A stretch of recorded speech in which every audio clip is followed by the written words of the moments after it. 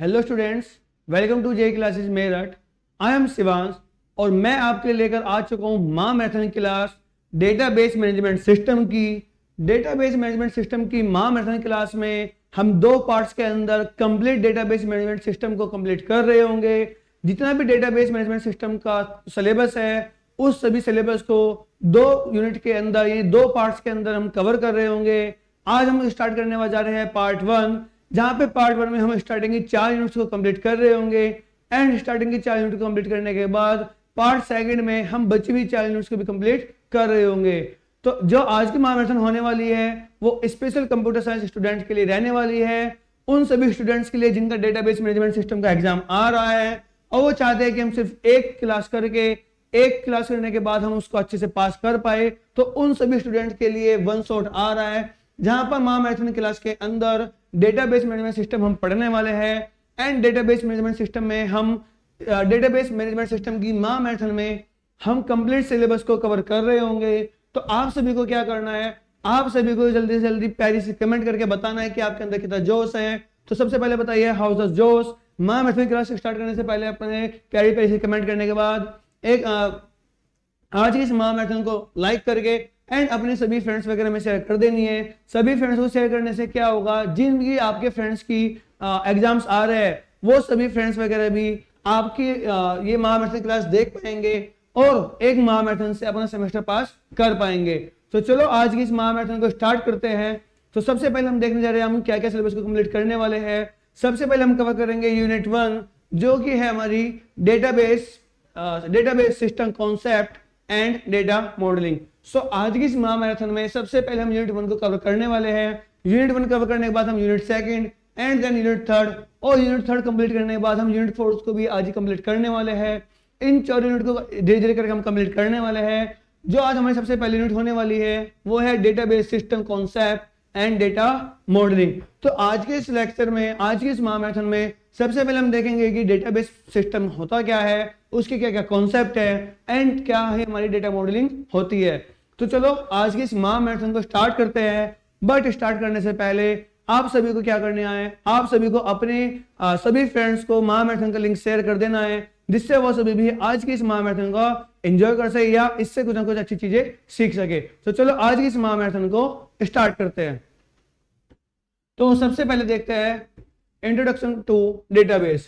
Database क्या होता है, सबसे पहले डेटाबेस देखते हैं।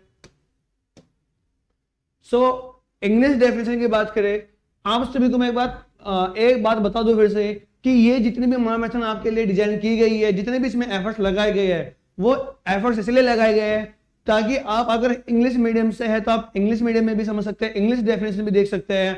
अगर आपको इंग्लिश थोड़ी प्रॉब्लम हो रही है, आप चाहते हैं आपको हिंदी में डेफिनेशन मिले, तो इंग्लिश और हिंदी दोनों तरह की डेफिनेशन आपको यहाँ पे मिलने वाली है। और इसके रिगार्डिंग जितने भी आपको नोट्स मिलने वाले हैं वो सब मिलेंगे आपको हमारे जेई क्लासेस मेरठ के टेलीग्राम चैनल पर।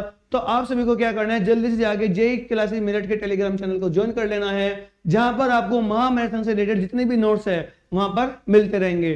तो चलो सबसे पहले देखते हैं डेटाबेस क्या होता है। इंग्लिश डेफिनेशन की बात करें, so a database is a structured collection of data that can be easily access, manage and update. So database क्या है, डेटाबेस एक स्ट्रक्चर्ड कलेक्शन है। स्ट्रक्चर्ड कलेक्शन किस चीज का है, डेटा का, जो क्या करता है, जिसको हम इजीली एक्सेस कर सकते हैं, मैनेज कर सकते हैं एंड अपडेट कर सकते हैं। एक डेटाबेस एक स्ट्रक्चर्ड कलेक्शन है किसी भी डेटा का जिसको हम इजीली एक्सेस कर सकते हैं, मैनेज कर सकते हैं एंड अपडेट कर सकते हैं। एग्जाम पॉइंट ऑफ व्यू से इंट्रोडक्शन टू डेटाबेस काफी ज्यादा इंपॉर्टेंट है। एग्जाम में मीडियम लेवल में या शॉर्ट लेवल में एक क्वेश्चन आ जाता है। हिंदी डेफिनेशन की बात करें, डेटाबेस एक ऐसा संग्रह यानी कलेक्शन है जिसमें डेटा को एक व्यवस्थित तरीके से स्टोर किया जाता है ताकि उसे आसानी से एक्सेस, मैनेज और अपडेट किया जा सके। राइट, अगर हम एग्जांपल्स की बात करें तो स्टूडेंट रिकॉर्ड्स, अगर हमें स्टूडेंट के रिकॉर्ड्स को मेंटेन करके रखना है तो हम डेटाबेस के अंदर रखेंगे। डेटाबेस के अंदर रखने से क्या होगा, हम उनको इजीली एक्सेस कर सकते हैं, मैनेज कर सकते हैं एंड इजीली अपडेट कर सकते हैं। इसके अलावा बैंकिंग सिस्टम, आपकी जितनी भी ट्रांजैक्शंस होती है एक दिन में हो सकती है लाखों करोड़ों ट्रांजैक्शंस हो रही है, उन सभी ट्रांजेक्शन्स को अगर हमें स्टोर करके रखना है, सो डेटाबेस सबसे ज्यादा कह सकते हैं एफिशिएंट वे है जहां पर हम स्ट्रक्चर के रूप में सभी डेटा को स्टोर करके रख सकते हैं, जिससे हम उसको काफी easily access, manage and update कर सकते हैं। इसके अलावा ई कॉमर्स ऑर्डर्स, तो इन सभी जहां पे भी जितनी भी सर्विसेज है, इन सभी सर्विसेज की अगर हम बात करें तो इन सभी सर्विसेज में डेटाबेस मैनेजमेंट सिस्टम का कहीं ना कहीं बहुत ज्यादा इंपॉर्टेंट रोल है, तो इसीलिए हम डेटाबेस को यूज करते हैं। इसके अलावा अगर हम बात करें व्हाट इज डीबीएमएस, हम क्या पढ़ रहे हैं यहाँ पर, हम पढ़ रहे हैं डेटाबेस मैनेजमेंट सिस्टम। सो डेटाबेस मैनेजमेंट सिस्टम क्या होता है, उससे पहले हमने देखा डेटाबेस क्या होता है। जब तक हमें यही नहीं पता होगा डेटाबेस क्या होता है तो हम डेटाबेस मैनेजमेंट सिस्टम को पढ़ ही नहीं पाएंगे। तो अब डेटाबेस को देखने के बाद हम देखते हैं कि डेटाबेस मैनेजमेंट सिस्टम क्या होता है। So what is DBMS, database management system. English definition की बात करें, a database management system DBMS is software that interacts with end users, applications and database itself to store retrieve data efficiently. Database management system क्या है, एक software है जो interact करता है, किससे इंटरेक्ट करता है, एंड यूजर से। एंड यूजर कौन होता है, जो भी सॉफ्टवेयर को यूज कर रहा है। मान लीजिए आप एक ई कॉमर्स वेबसाइट यूज कर रहे हैं, तो ई कॉमर्स वेबसाइट को यूज करते हुए आप क्या हुए, इसके ई कॉमर्स वेबसाइट के एक एंड यूजर हो गए। सो डेटाबेस मैनेजमेंट सिस्टम एक सॉफ्टवेयर है जो एंड यूजर से भी इंटरेक्ट करता है। एप्लीकेशन यानी किसी भी सॉफ्टवेयर से, ई कॉमर्स का एग्जांपल ले रहे हैं तो ई कॉमर्स वेबसाइट क्या एक एप्लीकेशन है, एंड डेटाबेस से, खुद के डेटाबेस से भी ये क्या करता है, इंटरेक्ट करता है। सो ये क्या करता है, to store and retrieve data efficiently, यानी डेटा को स्टोर करने के लिए एंड रिट्राइव यानी रीड करने के लिए इजीली, जिससे हम इजीली डेटा को एक्सेस कर सके, इसके लिए हम डीबीएमएस यूज करते हैं।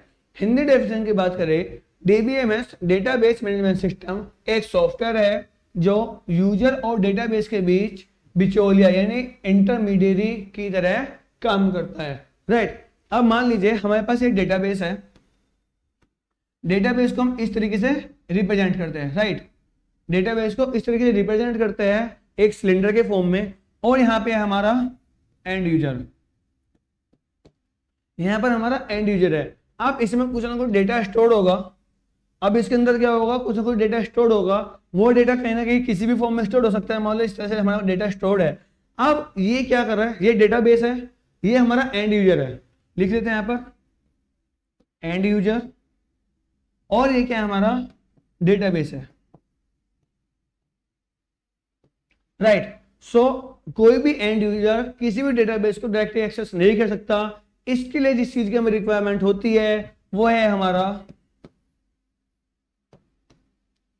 DBMS, database management system. ये कोई भी रिक्वेस्ट भेजेगा, यहां से उसको रेस्पॉन्स मिलेगा, और ये रेस्पॉन्स को एंड यूजर को दे देगा। यहाँ पे क्या होगा, रिक्वेस्ट आएगी। राइट, और डेटाबेस मैनेजमेंट सिस्टम ने क्या किया, रिक्वेस्ट जनरेट की।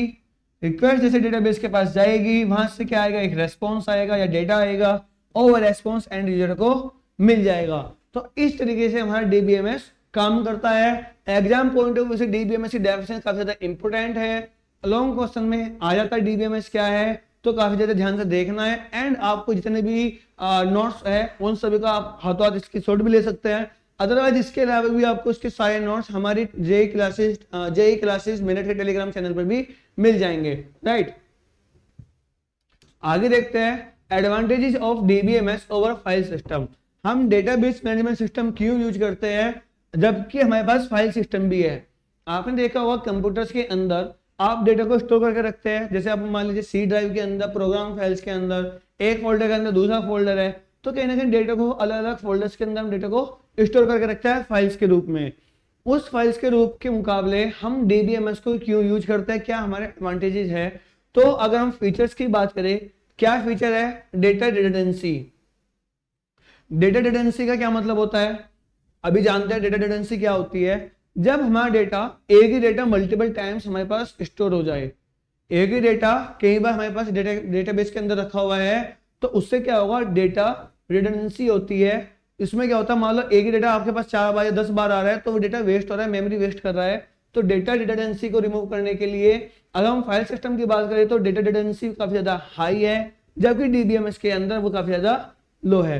इसके अलावा डेटा शेयरिंग की बात करें, सो अगर हम फाइल सिस्टम से डेटा शेयरिंग करना चाहते हैं तो काफी ज्यादा डिफिकल्ट है, क्योंकि हमें पहले एक फोल्डर के पास जाना होगा, उसके बाद इसके अंदर अनदर फोल्डर्स होंगे, एंड उन सभी सब फोल्डर्स के अंदर हो सकते हैं और भी ज्यादा फोल्डर्स हो, मल्टीपल फोल्डर्स हो सकते हैं। तो उस सिचुएशन में क्या होता है, काफी ज्यादा डिफिकल्ट हो जाता है डेटा शेयर करना। जबकि अगर हम डीबीएमएस की बात करें तो काफी ज्यादा इजी होता है, राइट।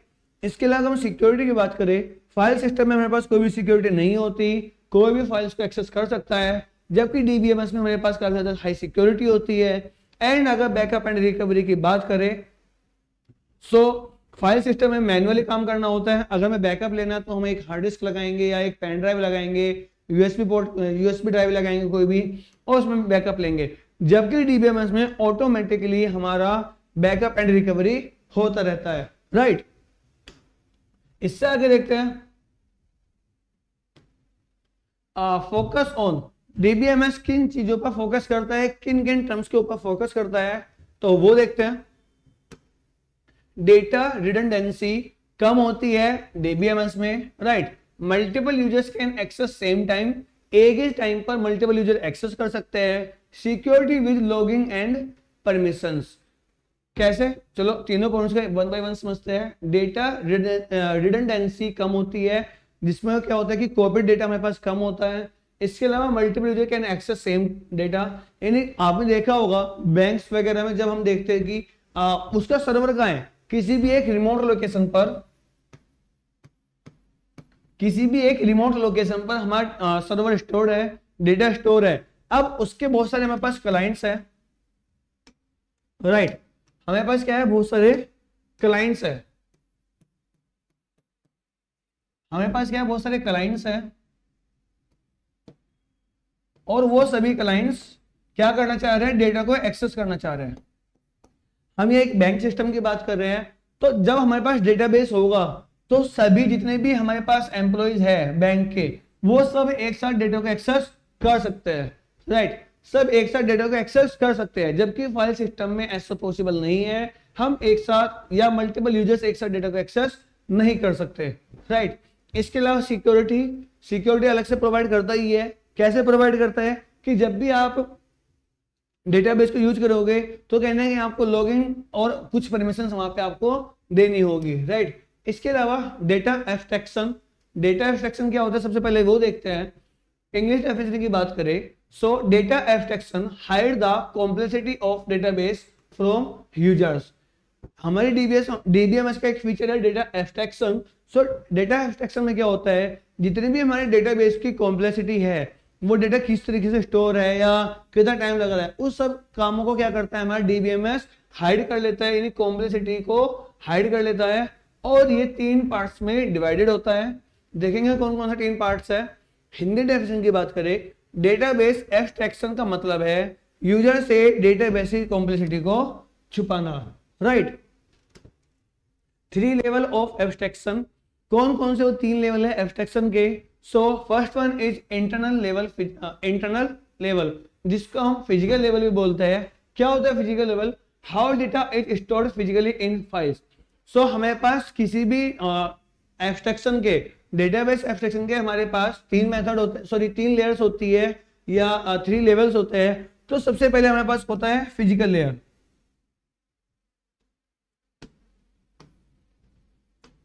राइट। सबसे पहले क्या होता है हमारे पास फिजिकल लेयर होती है। फिजिकल लेयर का मतलब होता है कि डेटाबेस, हमारे पास डायरेक्टली डेटाबेस है, जिसको हम फर्स्ट लेवल भी बोलते हैं। डेटाबेस है ये हमारा, और ये कौन सा लेवल हो गया हमारा, फिजिकल लेवल। ये हमारा फिजिकल लेवल है। इसके बाद हमारे पास है कॉन्सेप्चुअल लेवल यानी लॉजिकल लेयर। उसमें क्या होता है, structure of the whole database for admin, tables and relationship. Second हमारे पास एक लेवल होता है जिसको हम कॉन्सेप्चुअल लेवल बोलते हैं।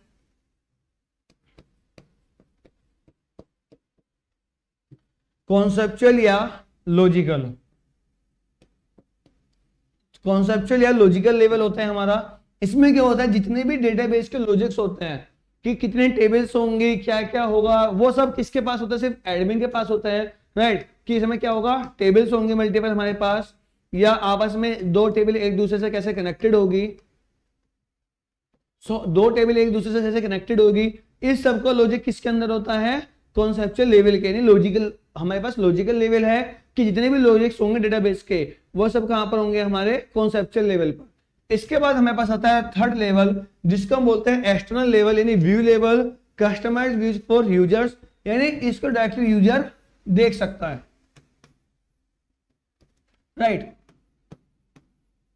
User 1, user 2, right. तो डेटा एब्स्ट्रैक्शन कैसा हो रहा है, अब हम एक एग्जांपल से समझते हैं। मान लो आप किसी ई कॉमर्स वेबसाइट पर गए, तो ई कॉमर्स वेबसाइट पर जाने के बाद आपने कोई प्रोडक्ट देखा, तो क्या आपको पता है कि वो प्रोडक्ट कहां पर स्टोर है, वो डेटाबेस में किस तरीके से स्टोर है, कौन सा डेटाबेस वो यूज कर रहा है, आपको उससे कोई भी मतलब नहीं है।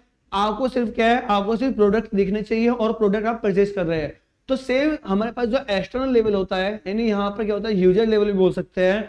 यूजर को सिर्फ हमारा यूआई दिखता है, यूजर इंटरफेस दिखता है, जहां पर वो सिर्फ डेटा को एक्सेस कर पा रहा है, उसको बैकएंड में क्या हो रहा है उससे कोई भी मतलब नहीं है। फिर बीच में हमारे पास कॉन्सेप्चुअल लेवल आता है।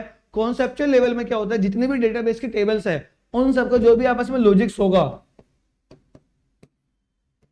उनके जो भी आपस में लॉजिक्स होंगे उस सबको हम वहां पे डिफाइन करते हैं। एंड थर्ड हमारे पास डेटाबेस होता है, जहां पर कहीं ना कहीं डेटा स्टोर होता है, राइट। इसके अलावा सेम एक एग्जांपल से भी समझते हैं। सो ये क्या है, हमारे पास डेटाबेस है और डेटाबेस का हमारे पास क्या है, फिजिकल लेवल है। इस दोनों को हम एक साथ कंबाइन कर सकते हैं कि हमारा फिजिकल लेवल है। उसके बाद हमारे पास कॉन्सेप्चुअल लेवल है, जहां पे हमें ये सब पता लग रहा है कि क्या इसके लॉजिक्स होंगे, क्या लॉजिक्स नहीं होंगे। किसको पता होगा, सिर्फ एडमिन को पता होगा या डेटाबेस एडमिनिस्ट्रेटर को ये चीजें पता होती है। इसके अलावा यहाँ पे सिर्फ हमारे पास क्या होता है, व्यू होता है, व्यू 1, व्यू 2, व्यू 3। अब अलग अलग यूजर को अलग अलग व्यूज आ सकते हैं, तो इसलिए अलग अलग व्यूज है एंड अलग अलग यूजर्स है, राइट। तो इस तरीके से हमारा डेटा एब्स्ट्रैक्शन काम करता है। आगे देखते हैं 3 लेवल आर्किटेक्चर। 3 लेवल आर्किटेक्चर क्या होता है, also called ANSI SPARC model. ये क्या करते हैं, हमारा help with data independence, data independence में हेल्प करता है। Users don't need to know how data is stored. जिस तरह से डेटा एब्स्ट्रैक्शन काम करता है, सेम इसी तरीके से हमारा 3 लेवल आर्किटेक्चर भी काम करता है। सेम यहाँ पे जो 3 लेवल्स हमने अभी तक देखे उन्हीं की हम यहाँ पे बात कर रहे हैं। सो डेटा इंडिपेंडेंस क्या होता है, very important for exams. Exam point of view से काफी ज्यादा इंपोर्टेंट है, इसलिए हैशटैग मार्क कर देते हैं यहाँ पर। सो डेफिनेशन की बात करें, the ability to modify the schema at one level without affecting the schema at next higher level. So data independence क्या होता है, उससे पहले एक वर्ड आया यहां पर स्कीमा, SCHEMA, स्कीमा। अब स्कीमा उसकीमा मत करना, स्कीमा की बात कर रहे हैं। स्कीमा एक क्या होता है, एक लॉजिकल व्यू होता है। लॉजिकल व्यू का क्या मतलब हुआ, हमें किसी एक ई कॉमर्स से, चलो एक छोटा सा एग्जांपल से समझते हैं। हमें किसी एक कॉलेज के लिए एक सॉफ्टवेयर बनाना है, जहां पर हमें सभी स्टूडेंट्स के डेटा को स्टोर करना है। तो जैसे हमें माइंड में ये चीज आई कि हमें डेटा को स्टोर करना है, तो हमें समझ में आएगा कि इस स्टूडेंट का कोई ना कोई रोल नंबर होगा, कोई नेम होगा, कोई क्लास हो सकती है, कोई डिपार्टमेंट हो सकता है, कोई स्पेसिफिक सब्जेक्ट भी हो सकता है। तो जैसे हमारे माइंड में सब चीजें आई, हमने क्या किया, एक स्कीमा क्रिएट किया, राइट। क्या क्या हो सकता है, मान लीजिए रोल नंबर हो गया, रोल नंबर हो सकता है, नेम हो सकता है, मान लीजिए उसकी कोई एक क्लास भी है, एंड कोई स्पेसिफिक उसके पास सब्जेक्ट भी है। तो जैसे हमारे माइंड में सब चीजें आई कि कैसे हम डेटा को स्टोर कर रहे होंगे, क्या क्या हमारे पास डेटा होगा, इसी को हम एक स्कीमा बोलते हैं। सो डेटा इंडिपेंडेंस का क्या मतलब होता है, the ability to modify the schema at one level without affecting the schema at next level. अब इसको हम कैसे समझ सकते हैं, इसको हम ऐसे समझ सकते हैं कि अभी हमने ये पढ़ा यहाँ पर कॉन्सेप्चुअल व्यू, राइट। अब यहाँ पे क्या था, जैसे हम इसके डेटाबेस में कुछ चेंज करेंगे तो एंड यूजर पे कोई भी इफेक्ट नहीं पड़ेगा, ना ही हमारे कॉन्सेप्चुअल लेवल पे कोई इफेक्ट पड़ेगा। इसी तरीके से अगर हम यहाँ पे कुछ चेंज कर रहे हैं तो इसके चेंज करने पर हमारे पास अदर जो लेवल्स है उन लेवल्स पे भी कोई फर्क नहीं पड़ेगा। सेम इसी तरीके से अगर हम यूजर में, यानी जो हमारा एक्सटर्नल लेवल है, अगर हम एक्सटर्नल लेवल पे भी कोई चेंज करते हैं तो उससे हमारे कॉन्सेप्चुअल लेवल या फिजिकल लेवल पर कोई इफेक्ट ना पड़े, इसी को हम डेटा इंडिपेंडेंस बोलते हैं, राइट। सो डेटा इंडिपेंडेंस की बात कर रहे हैं तो इस तरीके से हमारा डेटा इंडिपेंडेंस काम करता है। हिंदी डेफिनेशन की बात करें सो डेटा इंडिपेंडेंस का मतलब है एक लेवल पर बदलाव करने से ऊपर वाले लेवल पर असर ना पड़े, राइट। सो इसमें क्या होगा कि जो हमारे नीचे वाला लेवल है, उसके बाद ऊपर लेवल है एंड उसके बाद अनदर थर्ड लेवल है। तो अगर इसमें कुछ चेंज कर रहे हैं तो उस पर फर्क ना पड़े एंड इस पर फर्क ना पड़े। अगर इसमें कुछ चेंज करे तो इस पर फर्क ना पड़े, और अगर इसमें कुछ चेंज कर रहे हैं तो नीचे कुछ फर्क पड़े या ना पड़े, हमें उससे मतलब नहीं है, राइट। आगे देखते हैं टाइप्स। क्या क्या हमारे पास इंडिपेंडेंस के टाइप होते हैं? Logical independence and physical independence.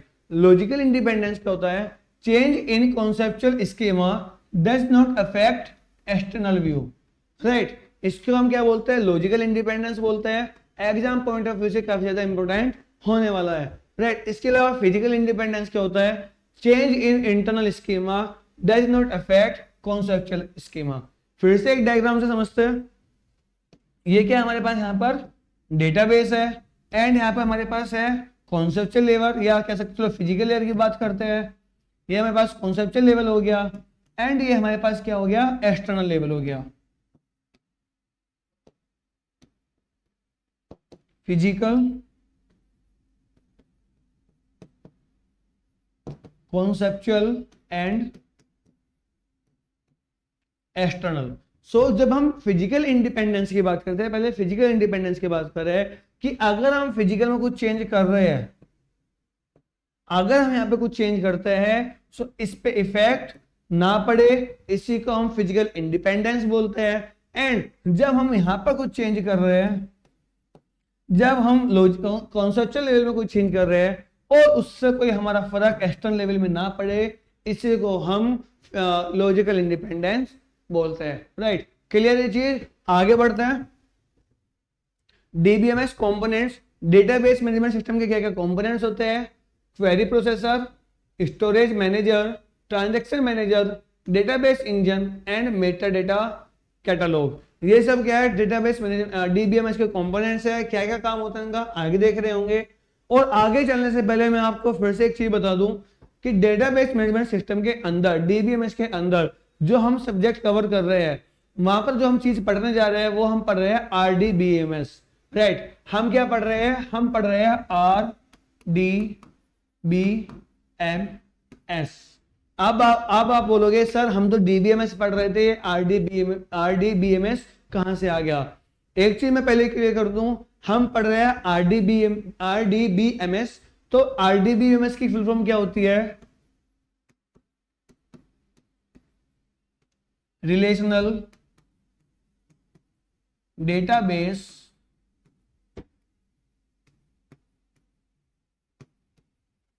Management system. तो हम क्या पढ़ रहे हैं? हम पढ़ रहे हैं RDBMS, relational database management system. अब रिलेशनल डेटाबेस मैनेजमेंट सिस्टम क्या होता है वो देखते हैं। डीबीएमएस में पता है कि डेटाबेस में जितना भी डेटा है उसको मैनेज करने के लिए हम डीबीएमएस यूज करते हैं। बट जब हम आरडीबीएमएस की बात कर रहे हैं तो इसका क्या मतलब होता है कि हम रिलेशनल, यानी जो हमारे पास डेटा होगा वो रिलेशनल फॉर्म में होगा, यानी रिलेशन के फॉर्म में होगा। कैसे रिलेशन के फॉर्म में होगा? देखो हमारे पास एक फाइल सिस्टम होता है। फाइल सिस्टम में हमारा डेटा एक फाइल के अंदर, एक फोल्डर के अंदर दूसरा फोल्डर, दूसरे फोल्डर के अंदर तीसरा फोल्डर, हो सकता है तीसरे फोल्डर के अंदर हमारे पास एक फाइल हो। बट जब हम रिलेशनल की बात करते हैं तो हम डेटा टेबल्स की फॉर्म में स्टोर करते हैं। कैसे स्टोर करते हैं? डेटा हम टेबल्स की फॉर्म में स्टोर करते हैं, राइट। यानी एक कॉलम का जो रिलेशन है वो कहने के दूसरे कॉलम से होगा। मान लो यहाँ पे है रोल नंबर एंड यहाँ पर है नेम। ये एक टेबल है। कौन सी टेबल है हमारे पास? मान लीजिए स्टूडेंट नाम की एक टेबल है जहां पर मान लीजिए रोल नंबर 1 पे कौन है? जॉन है, राइट। रोल नंबर 2 पर कौन है? मान लीजिए टॉम है। तो इस तरीके से हम एक डेटाबेस के अंदर डेटा को स्टोर कर रहे हैं। सो 1 किससे रिलेट कर रहा है? जॉन से। 2 किससे रिलेट कर रहा है? टॉम से। तो इस तरीके से हम डेटा को जब टेबल के फॉर्म में स्टोर करते हैं तो उसको हम रिलेशनल डेटाबेस मैनेजमेंट सिस्टम बोलते हैं। और हम यहाँ पर आज यही पढ़ रहे हैं, इसको हम नॉर्मली डीबीएमएस भी बोल देते हैं, बट जो एक्चुअल इसका नाम है वो है आरडीबीएमएस, राइट। सो अब इस चीज को आगे कंटिन्यू करते हैं। आप देखने वाले हैं डेटाबेस लैंग्वेज।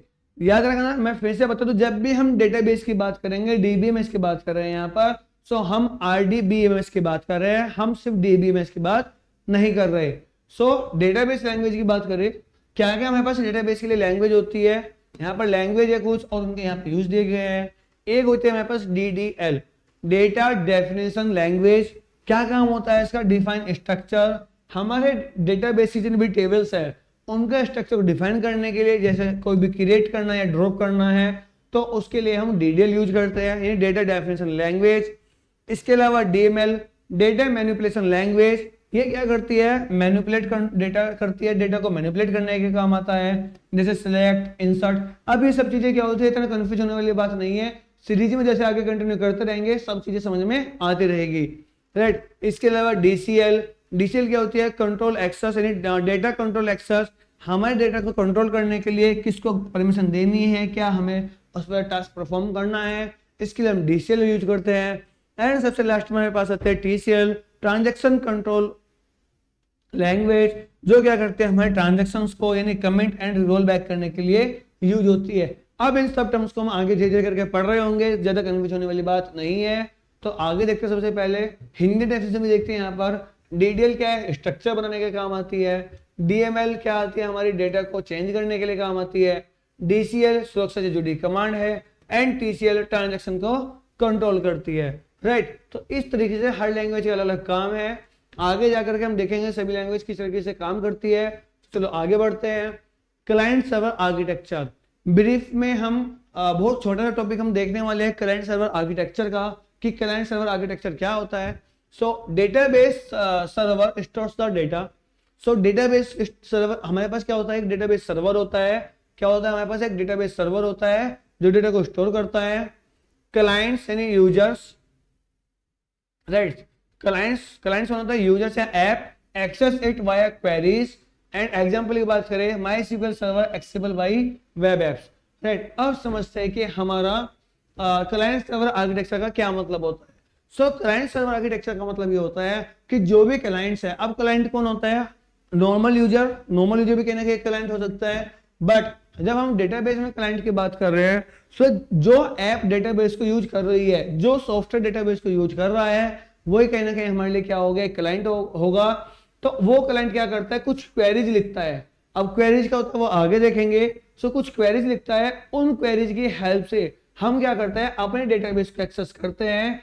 सो इसी को हम बोलते हैं कि ये हमारा क्लाइंट सर्वर आर्किटेक्चर है। एग्जाम्पल की बात करें, एक यहाँ पे हमने यूज किया है माई SQL। अब ये कोई इसको माई SQL भी बोल सकता है, कोई माई SQL भी बोल सकता है, दोनों टर्म्स एक ही है, कंफ्यूज नहीं होना है। माई SQL का भी सेम मीनिंग होता है एंड माई SQL भी सेम होता है, सो ज्यादा कंफ्यूज नहीं होना है। So my SQL server accessed by web apps, कि जो जितनी भी हमारे पास वेब एप्लीकेशंस होती है उन उसको हम माई SQL की हेल्प से कहीं पे भी एक्सेस कर सकते हैं, राइट। और यूनिट 1 इसी के साथ हमारी कंप्लीट हो चुकी है, जहां पर हमने देखा कि डेटाबेस क्या है, क्योंकि जब तक हमें ये नहीं पता होगा कि डेटाबेस क्या होता है हम आगे कैसे बढ़ेंगे।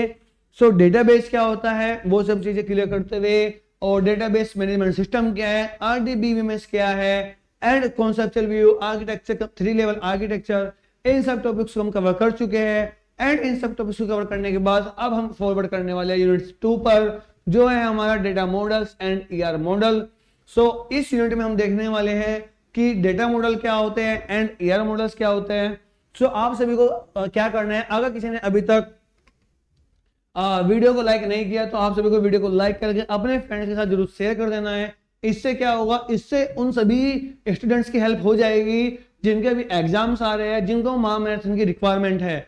जिन सभी के स्टूडेंट्स के एग्जाम्स आ रहे हैं उन सभी स्टूडेंट्स के लिए खास तौर पर माह मैराथन जो हमने डिजाइन की है, इसमें क्या होगा, आपको कह सकते हैं 1 शॉट के अंदर आपको कंप्लीट सिलेबस को कवर किया जा रहा है, जिससे क्या होगा कि 2 से 3 घंटे की एक माह मैराथन देखकर आप कोई भी सेमेस्टर इजीली पास कर सकते हैं। इस माह मैराथन के अंदर जितने भी इंपॉर्टेंट टॉपिक है खासकर हम उन पर फोकस कर रहे हैं, जिससे आप एग्जाम में काफी अच्छे से लिख पाए। एंड इसके अलावा भी अगर आपको कोई भी कंफ्यूजन होता है, किसी भी टॉपिक में कोई कंफ्यूजन होता है, तो आप कमेंट कर सकते हैं। इसके अलावा अभी तक आपको ये सीरीज कैसी लग रही है, अभी तक ये वीडियो आपको कैसी लग रही है, आपको क्या करना है, कमेंट करके प्यारी सी कमेंट करके आपको बताना है कि आपको कितना मजा आ रहा है डेटाबेस पढ़ने में। एंड साथ साथ अपने फ्रेंड्स के साथ भी शेयर कर देनी है। तो चलो यूनिट 2 को स्टार्ट करते हैं, जो कि है हमारी data models and ER model. तो देखते हैं सबसे पहले डेटा मॉडल क्या होती है। राइट, सबसे पहले देखते हैं डेटा मॉडल। डेटा मॉडल क्या है, इसका क्या यूज है, कैसे हम इसको यूज करते हैं।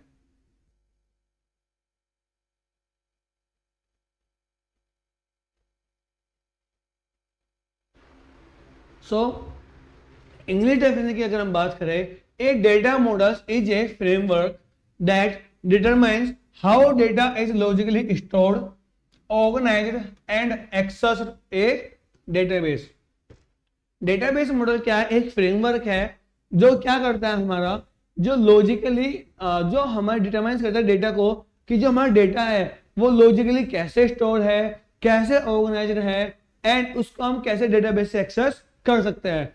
हिंदी डेफिनेशन की बात करें, सो डेटा मॉडल वह रूपरेखा है जो तय करती है कि डेटाबेस में डेटा को किस प्रकार से व्यवस्थित यानी ऑर्गेनाइज्ड एवं संग्रहित, राइट, यानी स्टोर और एक्सेस किया जाएगा। एग्जाम्पल की बात करें, सो रिलेशनल मॉडल यानी टेबल्स के फॉर्म में, ईआर मॉडल्स यानी ईआर मॉडल हम आगे पढ़ने वाले हैं एंटिटी एंड रिलेशनशिप्स के बिहाफ पर, या हायरार्किकल मॉडल यानी पेरेंट और चाइल्ड के रूप में हम डेटा को स्टोर करेंगे। इसी को हम डेटा मॉडल बोलते हैं, कि डेटाबेस के अंदर कैसे हमारा डेटा स्टोर होगा, किस फॉर्म में होगा, और कैसे हम उसको ऑर्गेनाइज करेंगे, कैसे एक्सेस करेंगे, इस सब को हम क्या बोलते हैं, डेटा मॉडल बोलते हैं। राइट, सो डेटा मॉडल्स के टाइप की बात करें, टाइप्स ऑफ डेटा मॉडल, यहाँ पर हम देखेंगे मॉडल का टाइप एंड इसका डिस्क्रिप्शन क्या है। सो अगर हम हायरार्किकल की बात करें, सो हायरार्किकल में क्या होता है, हायरार्किकल में होता है ट्री लाइक स्ट्रक्चर यानी पेरेंट और चाइल्ड। एक ट्री लाइक स्ट्रक्चर होता है। ट्री लाइक स्ट्रक्चर क्या होता है कि सबसे पहले हमारे पास एक पेरेंट होगा एंड उस पेरेंट के हमारे पास अलग अलग चाइल्ड हो सकते हैं, उस पेरेंट के हमारे पास अलग अलग चाइल्ड हो सकते हैं। जब हम इस तरीके से डेटा को स्टोर करते हैं तो हम बोलते हैं कि हमारा क्या है, हायरार्किकल स्ट्रक्चर है। राइट, इसके अलावा network structure, network data model में क्या होता है, graph structure with many to many relationship. हमारे पास एक ग्राफ स्ट्रक्चर होता है, ग्राफ मॉडल होता है, जहां पर हम डेटा को हमारे पास एक नेटवर्क होता है जहां पर हम ग्राफ स्ट्रक्चर को मैनी टू मैनी रिलेशनशिप में स्टोर करते हैं। मैनी टू मैनी का मतलब हुआ कि हमारा एक बहुत सारे डेटा, बहुत सारी एंटिटीज, मतलब एक तरह की एंटिटी जो बहुत सारी एंटिटीज होगी वो दूसरी तरह की बहुत सारी एंटिटीज से रिलेट कर रही होगी। अब एंटिटी क्या होता है, कंफ्यूजन नहीं होना है, आगे जाकर हम देखेंगे चीज को एंटिटी क्या होती है। अभी के लिए तो समझते हैं कि जो नेटवर्क मॉडल होता है वो हमारे ग्राफ स्ट्रक्चर पर काम करता है and many to many relationship पर फोकस करता है। राइट, इसके अलावा रिलेशनल की बात करें, सो रिलेशनल में क्या होता है, टेबल बेस्ड मॉडल होता है, मोस्ट वाइडली यूज्ड, जिसकी हम बात भी कर रहे हैं। रिलेशनल का वो हमारे पास RDBMS, ये हमारे पास रिलेशनल मॉडल है डेटा को स्टोर करने के लिए, जहां पर हम टेबल बेस्ड यानी टेबल के फॉर्म में डेटा को स्टोर करते हैं एंड मोस्ट वाइडली यूज्ड यानी मोस्टली हम इसको यूज करते हैं, वर्ल्ड वाइड इसका डेटाबेस का यूज किया जाता है। कौन सा डेटाबेस का, रिलेशनल डेटाबेस का। राइट, इसके अलावा ईआर मॉडल, ईआर मॉडल क्या होता है, based on entities and their relationship, यानी हमारे पास मल्टीपल एंटिटीज होगी एंड उनके आपस में कोई रिलेशनशिप होगी, तो उसके बिहाफ पर हम डेटा कैसे मैनेज करते हैं उसी को हम ईआर मॉडल बोलते हैं। हिंदी डेफिनेशन की बात करें, so focus for exam, exam पे हमें किस चीज पर फोकस करना है, रिलेशनल एंड ईआर मॉडल्स, इन दोनों पे हमें काफी ज्यादा फोकस करना है, तो इनको हम मार्क कर देते हैं यहाँ पर और इनको हम डीपली भी पढ़ने वाले हैं। सो रिलेशनल यानी RDBMS एंड ईआर मॉडल, इन दोनों को हम काफी ज्यादा ध्यान से देखने वाले हैं, तो एग्जाम पॉइंट ऑफ व्यू से काफी ज्यादा इंपॉर्टेंट है एंड एक लॉन्ग क्वेश्चन जरूर बनता है। अब बात करते हैं हिंदी डेफिनेशन की। सो हायरार्किकल और नेटवर्क मॉडल सिर्फ एक परिचय तक सीमित है। ओके, सीमित रखे, छोड़ो, आगे बढ़ते हैं। रिलेशनल एंड ईआर मॉडल के देखते हैं। रिलेशनल एंड ईआर मॉडल क्या है, उससे पहले देखते हैं हायरार्किकल मॉडल। इंग्लिश डेफिनेशन की बात करें, organise data in tree structure. Tree structure में डेटा को स्टोर करते हैं। Each child has only one parent.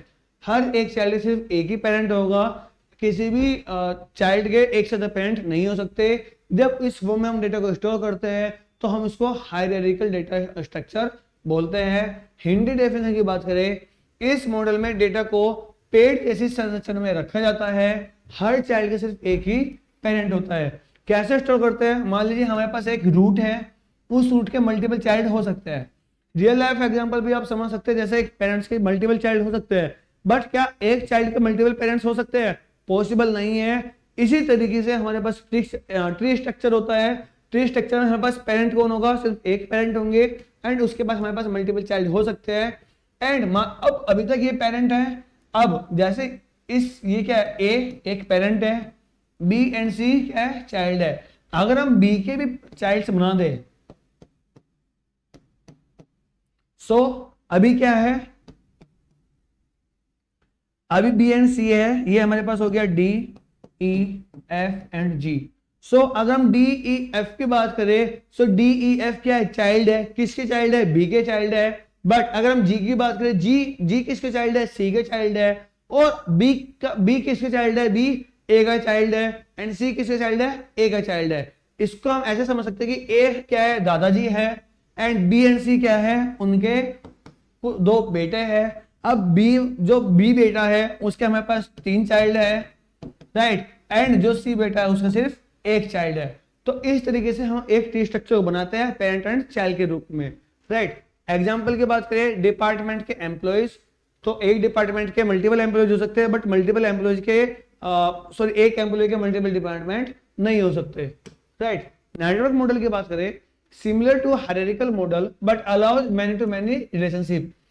जैसे हायरार्किकल मॉडल था, सेम इसी तरीके से हमारा नेटवर्क मॉडल भी है, बट हमें मैनी टू मैनी रिलेशनशिप को अलाउ करता है। यानी एक पेरेंट है तो 2 भी पेरेंट हो सकते हैं, राइट।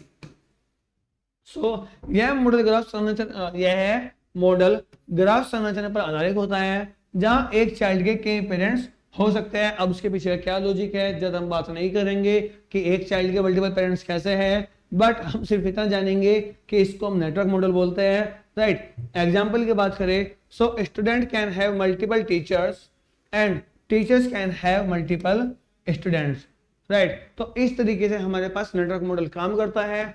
आगे देखते हैं relational model. So stores data in form of tables, इन रिलेशंस के फॉर्म में डेटा को स्टोर करते हैं। ऑलरेडी डिस्कस कर चुके हैं, where each row is record and each column is an attribute, जहां पर हर एक रो क्या एक रिकॉर्ड है एंड हर एक कॉलम क्या एक एट्रीब्यूट है। काफी ज्यादा इंपॉर्टेंट है। अब रिकॉर्ड एंड एट्रीब्यूट, ये दोनों टर्म ऐसी है जिनका हम बार बार यूज करते रहेंगे, तो इन दोनों टर्म्स को भूलना नहीं है।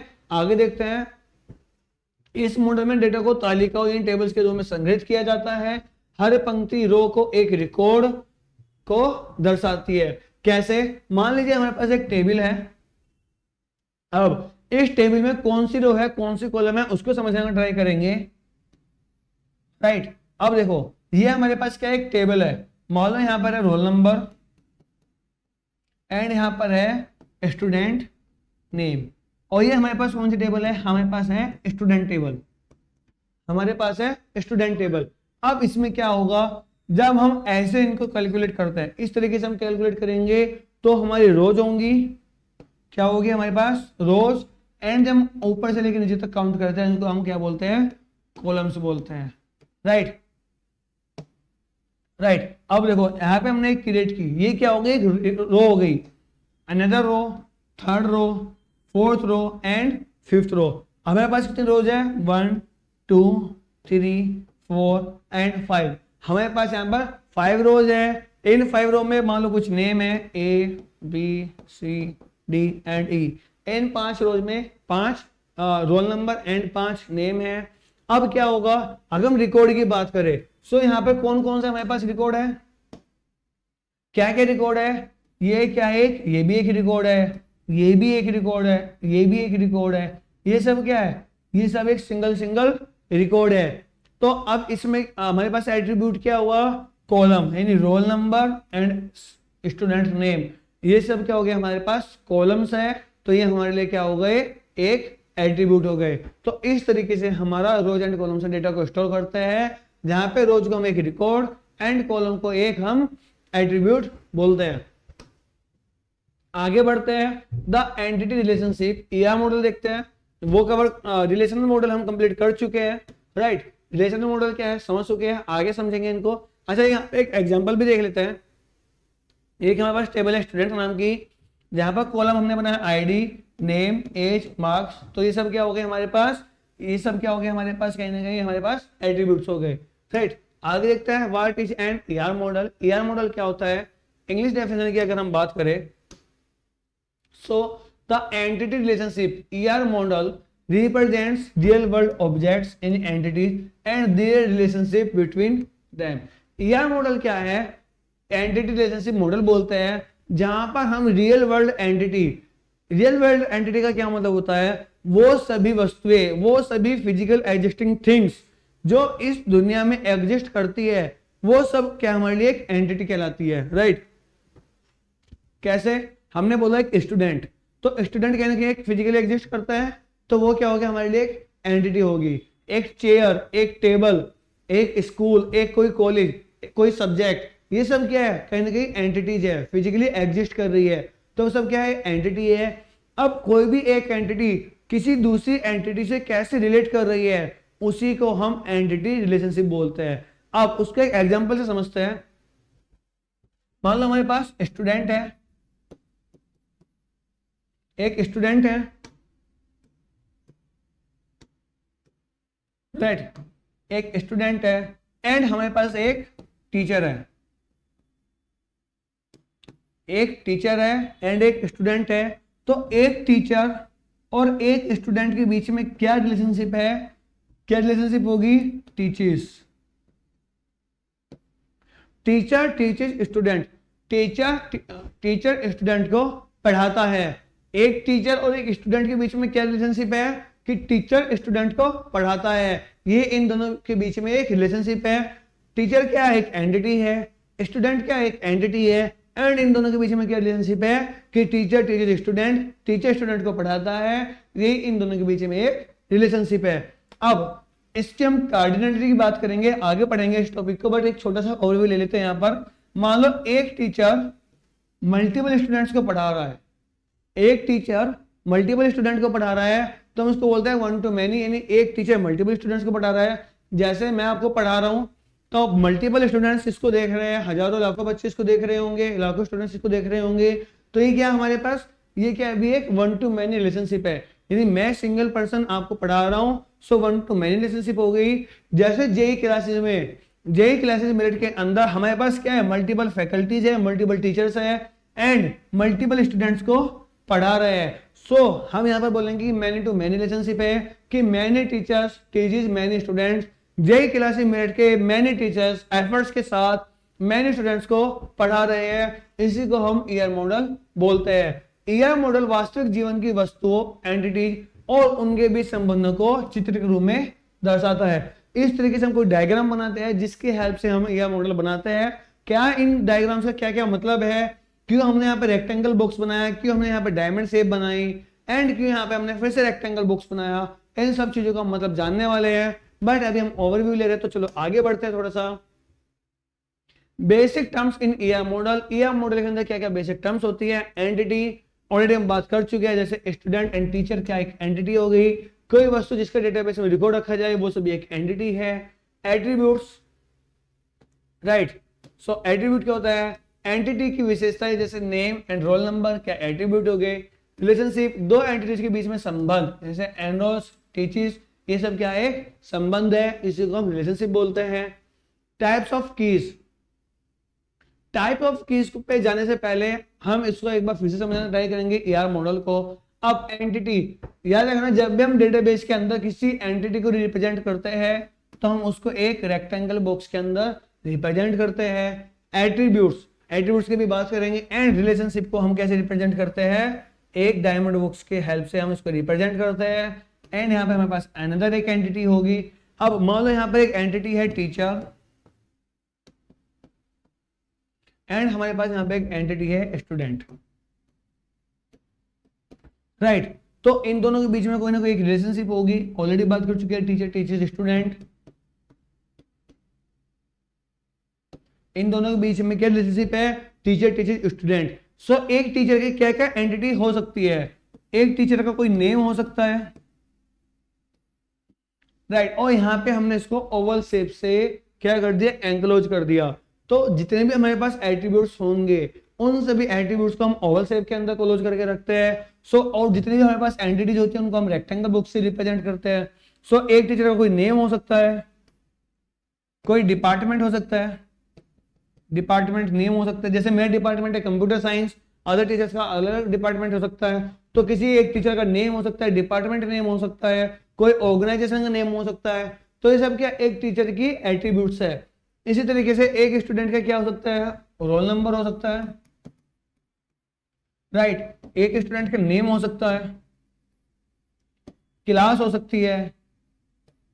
तो एक स्टूडेंट की क्या क्या एट्रीब्यूट्स है, क्या क्या प्रॉपर्टीज है, उनको हम एट्रीब्यूट्स बोलते हैं एंड उनको हम ओवल शेप से रिप्रेजेंट करते हैं। एंड किसी भी एंटिटी की एट्रीब्यूट्स को हम ओवल शेप से रिप्रेजेंट करते हैं, एंड किसी भी एंटिटी को हम रेक्टेंगल बॉक्स से, एंड किसी भी रिलेशनशिप को हम डायमंड बॉक्स यानी ये जो बर्फी की शेप होती है इसको हम डायमंड शेप बोलते हैं, इसकी हेल्प से रिप्रेजेंट करते हैं, राइट। टाइप्स ऑफ कीज, जितने प्रकार की हमारे पास कीज होती है उनकी बात करने वाले हैं। उस कीज के टाइप पे जाने से पहले हम देखते हैं की क्या होती है।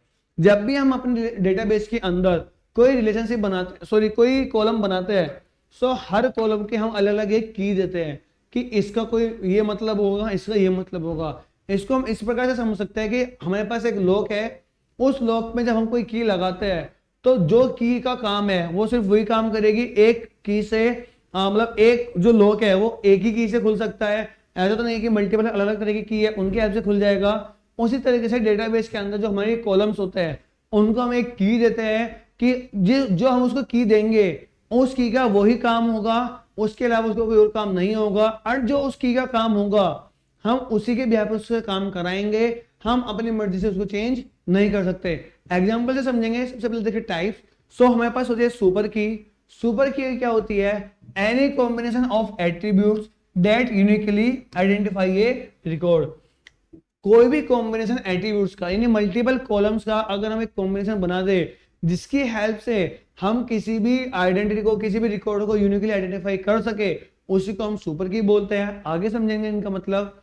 इसके अलावा कैंडिडेट की क्या होती है, मिनिमल सुपर की, राइट। कि एक सुपर की के अंदर हमारे पास मल्टीपल एट्रीब्यूट्स हो सकते हैं। सो मिनिमम जितने भी मिनिमम हम कह सकते हैं कि एट्रीब्यूट्स की हेल्प से अगर हम एक सुपर की बना पा रहे हैं तो उसी को हम क्या बोलते हैं, कैंडिडेट की बोलते हैं, राइट। प्राइमरी की, प्राइमरी क्या होती है, सिलेक्टेड कैंडिडेट की, इसको हम सिलेक्टेड कैंडिडेट की भी बोलेंगे। इसके अलावा प्राइमरी की बहुत इंपॉर्टेंट टॉपिक है। जब भी हमें किसी एट्रीब्यूट को हम चाहते हैं कि उसको हम यूनिकली आइडेंटिफाई करें तो हम उसको एक प्राइमरी की बना देते हैं। कैसे समझते हैं उसको, मान लीजिए इस इंडिया के अंदर जितनी भी पॉपुलेशन है, हर पॉपुलेशन का एक यूनिकली आधार कार्ड नंबर है कि हर पर्सन को हम उसके आधार कार्ड नंबर से पहचान सकते हैं। क्या ऐसा पॉसिबल है कि एक पर्सन का दो आधार कार्ड हो जाए, नहीं। क्या ऐसा पॉसिबल है कि एक आधार कार्ड नंबर से दो पर्सन हो जाए, पॉसिबल नहीं है। तो हम कह सकते हैं कि आधार कार्ड यहाँ पर हमारा प्राइमरी की है जिसकी हेल्प से हम किसी को भी यूनिकली आइडेंटिफाई कर सकते हैं। इसके अलावा unique key, must be unique, can have null values. अब जिस तरीके से प्राइमरी की होती है, क्या ये क्या एक यूनिक की होती है, बट अब प्राइमरी की में कोई भी नल वैल्यू नहीं हो सकती, बट यूनिक की के अंदर नल वैल्यूज हो सकती है, राइट। प्राइमरी की कभी भी नल नहीं हो सकती, सेम चीज यहाँ पे भी मेंशन्ड है। एंड यूनिक की नल हो सकता है लेकिन यूनिक होना जरूरी है, राइट। आगे बढ़ रहा है कॉन्स्टेंट्स इन ईआर मॉडल। ईआर मॉडल के अंदर कॉन्स्टेंट्स क्या होते हैं उनकी बात करने वाले हैं। मैपिंग कॉन्स्टेंट्स क्या क्या होते हैं, 1 to 1, right, 1 to many and many to many। जब मैंने ईआर मॉडल आपको समझाया, देखते हैं यहाँ पे फिर से ईआर मॉडल की, कहां पे हमने देखा था ईआर मॉडल। जब मैंने ईआर मॉडल देखा तो जैसे मैंने कहा कि एक टीचर मैनी स्टूडेंट्स को पढ़ा रहा है, तो जब 1 to many हमने यहाँ पे बोला तो 1 to many ही क्या है, यहाँ पर एक इसकी कार्डिनलिटी है, राइट। मैनी टू मैनी क्या है, कार्डिनलिटी है, इसी को हम क्या बोलते हैं, कार्डिनलिटी बोलते हैं, राइट।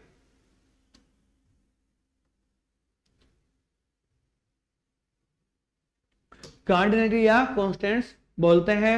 हिंदी डेफिनेशन की बात करें, एक छात्र कई कोर्स ले सकता है यानी वन टू मैनी, और कई छात्र एक कोर्स भी ले सकते हैं, सॉरी कई छात्र एक कोर्स ले सकते हैं, तो मैनी टू मैनी या मैनी टू वन बोलेंगे इसको। पार्टिसिपेशन कांस्टेंट क्या होता है, टोटल पार्टिसिपेशन, जब हर एंटिटी का किसी रिलेशनशिप में होना जरूरी हो। एंड पार्शियल पार्टिसिपेशन किसको बोलते हैं, जब ऐसा जरूरी ना हो। जब हम टोटल पार्टिसिपेशन की बात करें, सो जितने भी हमारे पास एंटिटी है वो किसी ना किसी रिलेशनशिप में होनी चाहिए। बट जब हम पार्शियल की बात करें तो ऐसा मैंडेटरी नहीं है कि हर एंटिटी का कोई ना कोई रिलेशनशिप हो। तो इस तरीके से हम इन दोनों को अलग अलग डिवाइड कर सकते हैं। कॉन्स्टेंट्स एंड कार्डिनलिटी में कोई कंफ्यूजन नहीं होना, दोनों सेम मीनिंग है कि कार्डिनलिटी या कॉन्स्टेंट्स क्या होती है कि one two one, one two many या मैनी टू मैनी हो सकती है, राइट। एग्जाम्पल की बात करें, so student must enrol in at least one course, तो ये क्या हो गया टोटल कि एक स्टूडेंट को एक कोर्स में एनरोल करना ही पड़ेगा, तो ये टोटल पार्टिसिपेशन हो गया। एंड अगर फैकल्टी की बात करें, many or may not teach a course, may or may not teach a course, कि एक फैकल्टी कोई सब्जेक्ट पढ़ा भी सकता है नहीं भी पढ़ा सकता, तो हम इसको पार्शियली पार्टिसिपेशन बोल सकते हैं, राइट। इसके अलावा strong and weak entity sets की बात करते हैं कि strong and weak entity sets क्या होते हैं। इंग्लिश डेफिनेशन की बात करें, सो स्ट्रॉन्ग एंटिटी का क्या मतलब होता है, हैज ए प्राइमरी की, जब किसी एंटिटी के पास एक प्राइमरी की होती है तो हम उसको स्ट्रॉन्ग एंटिटी बोलते हैं। And weak entity does not have any primary की, डिपेंड्स ऑन अनदर एंटिटी, जब एक एंटिटी दूसरी एंटिटी के ऊपर डिपेंड करती है तब हम उसको वीक एंटिटी बोलते हैं। स्ट्रॉन्ग एंटिटी की अपनी पहचान होती है एंड वीक एंटिटी की पहचान किसी दूसरी एंटिटी पर निर्भर करती है, राइट। एग्जाम्पल की बात करें, सो स्टूडेंट, एक स्टूडेंट का कोई रोल नंबर होगा, उसके अंदर क्या एक प्राइमरी की होगी, तो स्टूडेंट क्या हो गया, स्ट्रॉन्ग एंटिटी हो गया। Fee payment weak entity, depends on student plus payment ID, right. Simple सी चीजें भी लिखी हुई है कि अगर मैं फी किसी की स्टूडेंट की फी का पेमेंट करना है, सो स्टूडेंट नाम की भी एक एंटिटी होगी और पेमेंट कोई आईडी होगी, उसके ऊपर डिपेंड करता है। तो इस तरीके से हम बोलते हैं कि जो हमारा फी पेमेंट है कहीं ना कहीं एक वीक एंटिटी है, राइट। और इसी के साथ हम 2 यूनिट कंप्लीट कर चुके हैं, काफी आसानी से 2 यूनिट कंप्लीट कर चुके हैं। और आगे हम कंटिन्यू करने वाले हैं यूनिट 3 जो कि है हमारी रिलेशनल मॉडल, जहां पर हम मल्टीपल रिलेशन मॉडल्स को देखने वाले हैं। रिलेशनल मॉडल क्या है उसकी डेफिनेशन देखेंगे, कहां पर हम उसका यूज करते हैं, कैसे हम उसको यूज करते हैं, वो सब चीजें हम यहाँ पर देखने वाले हैं। अभी तक आपको ये मैराथन कैसी लग रही है, महामैराथन में आपको कितना मजा आ रहा है, ये सब चीजें आपको कमेंट करके जरूर बतानी है। जब आप कमेंट करते हैं तो हम कमेंट्स को जरूर पढ़ते हैं एंड उन कमेंट्स के जरिए हमें कहने का एक फीडबैक मिलता है और आपको प्यार भी मिलता है, जहां से हम समझ पाते हैं कि आपको कितना समझ में आ रहा है। तो आपको अभी तक जितना भी आप समझ में आ रहा है उसके रिगार्डिंग आपको कमेंट करके बताना है कि आपको ये महामैराथन कैसे लग रही है एंड आप उसको कहां से देख रहे हैं ये भी जरूर बताइएगा, किस शहर से आप इसको देख रहे हैं ये जरूर मेंशन कीजिएगा। एंड आपने अभी तक अपने फ्रेंड्स को शेयर की या नहीं की ये भी जरूर बताइएगा। एंड अगर आप अभी तक आपने अपने फ्रेंड्स को शेयर नहीं की है तो आपको जल्दी से फटाफट क्या करना है, अपने फ्रेंड्स को शेयर कर देना है ताकि वो भी, आपके फ्रेंड्स भी इस महामैराथन का फायदा उठा सके। तो जल्दी से स्टार्ट करते हैं unit 3 relational model.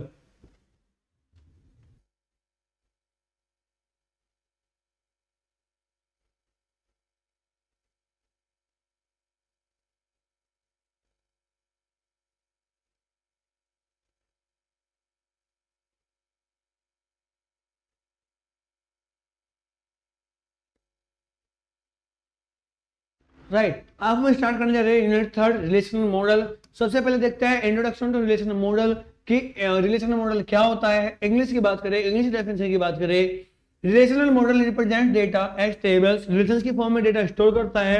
Each table has रोज जिनको हम टपल्स भी बोलते हैं एंड कॉलम्स जिनको हम एट्रीब्यूट्स भी बोलते हैं। जब हमने रोज की बात की थी वहां पे हमने बोला रिकॉर्ड, और रिकॉर्ड को हम टपल्स भी बोलते हैं। कंफ्यूजन नहीं होना है, कंफ्यूज नहीं होना है, एग्जाम पॉइंट ऑफ व्यू से काफी ज्यादा इंपॉर्टेंट है। हिंदी डेफिनेशन की बात करें, ओके, हिंदी डेफिनेशन स्टार्ट करने से पहले मैं बता दूं इंट्रोडक्शन टू रिलेशनल मॉडल काफी ज्यादा इंपॉर्टेंट है, एग्जाम में लॉन्ग क्वेश्चन आता ही आता है, तो इस चीज को बहुत ध्यान से देखना है अब स्टार्ट करते हैं हिंदी डेफिनेशन से कि रिलेशनल मॉडल में डेटा को तालिकाओं के रूप में दर्शाया जाता है। हर टेबल में पंक्तियां, राइट, हर टेबल में पंक्तियां यानी जिनको हम रिकॉर्ड्स बोलते हैं और स्तंभ यानी एट्रीब्यूट्स होते हैं। एग्जाम्पल की बात करें, student table, roll number, name, age, marks, ऐसे डायग्राम से समझते हैं। हमारे पास एक टेबल है, उसमें मल्टीपल चीजें हो सकती है, मल्टीपल एट्रीब्यूट्स हो सकते हैं। क्या क्या एट्रीब्यूट्स हो सकते हैं? रोल नंबर, राइट, नेम, एक स्टूडेंट का कोई रोल नंबर हो सकता है, कोई नेम भी हो सकता है, साथ साथ उसकी एज भी हो सकती है एंड उसके मार्क्स भी हो सकते हैं, राइट। ये क्या है हमारे पास? ये है हमारे पास स्टूडेंट टेबल। सो इस तरीके से हम कोई भी टेबल को बनाते हैं। ये क्या हमारा रिलेशनल मॉडल है, राइट। की टर्म्स की बात करें, क्या क्या हम टर्म्स यहाँ पे यूज करने वाले हैं? रिलेशन, रिलेशन का क्या मतलब होता है? एक टेबल, एक टेबल को हम रिलेशन बोलते हैं। टपल, एक सिंगल रो को हम एक टपल बोलेंगे। इसके अलावा एट्रीब्यूट्स किसको बोलते हैं? एक कॉलम को क्या एक एट्रीब्यूट बोलते हैं। डिग्री, नंबर ऑफ एट्रीब्यूट्स, एक कितने हमारे पास एट्रीब्यूट्स है उसको एक रिलेशन की डिग्री बोलेंगे। एंड कार्डिनलिटी, नंबर ऑफ रोज, कितने हमारे पास नंबर ऑफ रोज है एक टेबल के अंदर, हमारे पास कितनी रोज है उसको हम कार्डिनलिटी बोलते हैं, राइट। हिंदी में बात करें, एक रिलेशन का मतलब एक टेबल, टपल एक रिकॉर्ड यानी एक पंक्ति, एट्रीब्यूट मतलब कॉलम, डिग्री मतलब कॉलम की संख्या, एंड कार्डिनलिटी मतलब पंक्तियों की संख्या, राइट। कोर्स 12 रूल, ब्रीफ में देखने वाले हैं कोर्स के 12 रूल। कोर्स कौन थे? एक हमारे पास कह सकते हैं साइंटिस्ट थे जिन्होंने रिलेशनल मॉडल में हमें 12 रूल दिए हैं। क्या वो रूल्स हैं उनको आगे देखने वाले हैं और उसका ब्रीफ में डिस्क्रिप्शन देख लेते हैं। इंपोर्टेंट है, 1 मार्क या एमसीक्यू में पूछा जा सकता है। एमसीक्यू तो आपके पास आएगा नहीं, तो 1 मार्क या 3 मार्क्स में जो क्वेश्चन आते हैं उसमें पूछ ले जाता है। Doctor E.R. कोड ने 12 नियम दिए थे जिससे कोई सिस्टम एक सच्चे रिलेशन मॉडल डीबीएमएस कहलाए। देखो डेटाबेस कोई भी हो सकता है, आप कहीं पर भी डेटा स्टोर कर रहे हैं वो कहने की एक डीबीएमएस है, डेटाबेस मैनेजमेंट सिस्टम है। बट जब हम उस डेटा को रोज एंड कॉलम्स के फॉर्म में स्टोर करते हैं तभी वो हमारा आरडीबीएमएस बनता है, आरडीबीएमएस बनता है। एंड वो आरडीबीएमएस कब होगा? जब वो कोड से 12 रूल्स को फॉलो करता होगा, तभी कोई हमारा डेटा आरडीबीएमएस हो सकता है, राइट। ब्रीफ समरी देखते हैं। रूल नंबर 1 क्या था हमारा? इंफॉर्मेशन रूल, यानी all data must be in tables, जितना भी हमारे पास डेटा है वो टेबल्स के अंदर होना चाहिए। Rule number 2, guaranteed access, each data item must be accessible by table name, column name and key, right। इसके अलावा रूल नंबर 3 से 12, data independence, integrity, security, distribution, etc। इन सब रूल्स को हम क्या कहाँ में पढ़ते हैं? रूल नंबर 3 से लेकर 12 तक पढ़ते हैं। सभी रूल्स को हम देखने वाले, ज्यादा कह सकते हैं कि कंफ्यूज नहीं होना है आपको। ये नहीं सोचना कि सर ने तो ये चीज पढ़ाई नहीं, हम इनको पढ़ने वाले अभी 12 के 12 रूल्स को देखेंगे। यदि सिस्टम इन नियमों को फॉलो करता है तभी हम उसे रिलेशनल डेटाबेस मैनेजमेंट सिस्टम मानते हैं या माना जाता है, राइट। और ये सभी है 12 के 12 रूल्स। किसके रूल्स? कोर्स के रूल है, 12 के 12 रूल्स है। Rule number 1 the foundation rule, rule number 2 information rule, rule number 3 guaranteed access rule, rule number 4 systematic treatment of null values, right. इसके अलावा rule number 5 active dynamic online catalogue based on relational model, rule number 6 comprehensive data sub language rule, rule number 7 view updating rule, rule number 8 relational level operation rule, rule number 9 physical data independence rule, rule number 10 logical data independence rule, rule number 10 integrated independence rule, rule number 11 distribution independence rule and rule number 12 non subversion rule. अब ये सब rules क्या होते हैं इनको हम अभी deeply नहीं देखेंगे, क्योंकि अगर हम सब रूल्स को डीपली देखने लग जाएंगे, हर एक रूल का मीनिंग समझेंगे तो ये महामैथन काफी ज्यादा लंबी हो जाएंगी। तो आप सभी को रूल्स याद कर लेने हैं और चलो अभी इस सीरीज को आगे कंटिन्यू करते हैं। रिलेशनल कांस्टेंट, रिलेशनल कांस्टेंट क्या होता है इनकी बात करते हैं। Constants help maintain data integrity, यानी डेटा की इंटीग्रिटी को मेंटेन करने के लिए हम कांस्टेंट्स यूज करते हैं। क्या हमारे पास कांस्टेंट्स है एंड उनके क्या डिस्क्रिप्शन है इसके बारे में जानते हैं। डोमेन कांस्टेंट्स, क्या मतलब होता है इसका? Values must be from a predefined domain, हर किसी वैल्यू का प्री डिफाइंड डोमेन होना चाहिए। Tuple uniqueness, no two rows can be identical, यानी कोई भी दो रो एक दूसरे जैसी सेम नेम की नहीं होनी चाहिए। ऐसा नहीं कि स्टूडेंट टेबल हमने बनाई और हमारे पास टपल यूनिकनेस, कोई भी जो दो रिकॉर्ड है वो सेम हो जाए। मान लो एक का नेम है जॉन एंड उसकी एज है 23 एंड हमने फिर से जॉन का एंटर कर दिया एंड फिर से उसकी एज 23 एंटर कर दी, तो कहीं ना कहीं क्या है, ये हमारी जो टपल यूनिकनेस है उसको फॉलो नहीं करती। तो हमें क्या करना हो, इन सब केस को रिमूव करना है इन सब कॉन्स्टेंट्स की हेल्प से। इसके अलावा की कॉन्स्टेंट्स की बात करें, so primary key must be unique and not null. Entity integrity, so primary key can not be null, already ये चीज हमें पता ही है। Referential integrity, foreign key must be refer to valid primary key in another table. अब referential integrity क्या होती है हम आगे देख रहे होंगे, एंड फॉरेन की क्या होता है, तो उसको समझना ट्राई करते हैं। मान लो हमारे पास एक टेबल है एंड यहाँ पे हमारे पास दो टेबल है, मतलब दो अलग अलग टेबल्स है। टेबल मान लो ए है यहाँ पर एंड टेबल बी है। अब ए टेबल जब बी टेबल से आपस में रिलेट करे, अभी तक हमने एंटिटी का रिलेशनशिप देखी, तो जब एक टेबल दूसरी टेबल से रिलेशनशिप रख रही है तो वहां पर हमारे पास एक फॉरेन की होती है। फॉरेन की मतलब इसका मान लो बी टेबल का एक कॉलम, बी टेबल का एक जो कोई कॉलम होगा वो प्राइमरी की होगा, बट ए टेबल के लिए वो फॉरेन की होगा। आगे इसको हम डीपली समझने वाले, ज्यादा कंफ्यूज नहीं होना है। आगे कंटिन्यू करते हैं एग्जांपल्स की। Roll number should be unique, roll number क्या शुड बी यूनिक होना चाहिए। की कांस्टेंट, यानी ये की कांस्टेंट है। फॉरेन की, मान लो course ID in enrolment table, हमारे पास एक एनरोलमेंट टेबल है जहां पर कोर्स आईडी क्या should be refer to valid course. एक कोर्स की टेबल होगी एंड एक एनरोलमेंट की टेबल होगी। तो एनरोलमेंट टेबल के अंदर जो फॉरेन की है वो वैलिड कोर्स आईडी को क्या सकते हैं, रेफर करना चाहिए, right. Relational algebra basic operations, relational algebra के अंदर बेसिक ऑपरेशंस क्या क्या होते हैं उनके बारे में बात करते हैं। Relational algebra is a set of operations to manipulate relation table.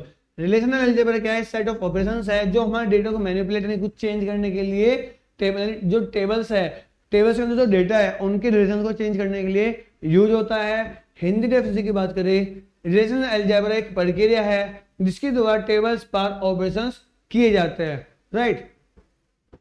कौन कौन से ऑपरेशंस किए जाते हैं, ऑपरेशन देखते हैं, क्या उसका सिंबल यूज किया जाता है एंड उसका क्या मीनिंग है समझने का ट्राई करते हैं। यूनियन, यूनियन को इस तरह से रिप्रेजेंट करते हैं। क्या काम होता है इसका, combine rows from two table, दो टेबल है हमारे पास, table A and table B. इन दोनों टेबल्स के, मान लो यहाँ पे हमारे पास दो रोज है, दो कॉलम्स है। सो इन दोनों कॉलम्स के जितनी भी रोज होगी उन दोनों को कंबाइन करके हम एक मेन टेबल बना देते हैं, राइट। तो इस तरीके से हम कोई भी दो टेबल का यूनियन फाइंड करते हैं। इसके अलावा इंटरसेक्शन, इंटरसेक्शन में क्या है, जो कॉमन रोज होगी उनको हम एक साथ मर्ज कर लेते हैं। डिफरेंस की बात करें, माइनस जिसको हम बोलते हैं, rows in one but not in other, यानी टेबल ए में जो रोज होंगी वो टेबल बी में नहीं होनी चाहिए। अगर कोई इस तरह की रोज है तो हम उसको एक टेबल में स्टोर कर लेते हैं। इसके अलावा कार्टेशियन प्रोडक्ट यानी ऑल पॉसिबल कॉम्बिनेशंस, तो इस तरीके हमारे पास अलग अलग रिलेशनल अलजेब्रा है। इन सबको हम कैसे यूज करते हैं आगे देखेंगे। अभी सबसे पहले देखते हैं यूनियन। अब यूनियन में क्या हो रहा है, हमारे पास कोर्स 1 एक टेबल है, कोर्स 2 एक टेबल है। अब कोर्स 1 के अंदर हमारे पास एक CID यानी course ID and C name course name है। सेम इस तरीके से कोर्स 2 के अंदर C_ID यानी कोर्स आईडी नाम की एक कॉलम है एंड कोर्स नेम नाम का एक कॉलम है। अब इसके अंदर जितने भी रिकॉर्ड्स है, इन सब रिकॉर्ड्स को प्लस इन सब रिकॉर्ड्स को जब हम एक टेबल के अंदर स्टोर कर देते हैं तो हम बोल सकते हैं कि कोर्स 1 यूनियन कोर्स 2, तो यहाँ पे सारा डेटा हमारा स्टोर हो गया, राइट। इस तरीके से हम किसी भी दो टेबल्स का यूनियन फाइंड कर सकते हैं। इंटरसेक्शन की बात करें, सो सेम हमारे पास एग्जांपल है, और इंटरसेक्शन का मतलब हुआ जो भी हमारे पास कॉलम्स कॉमन होंगे, जो भी रोज कॉलम होंगी, जो भी रोज हमारे पास कॉमन होंगी उन सभी रोज को हम एक अनदर टेबल के अंदर स्टोर कर देंगे, जिसी को हम इंटरसेक्शन बोलते हैं।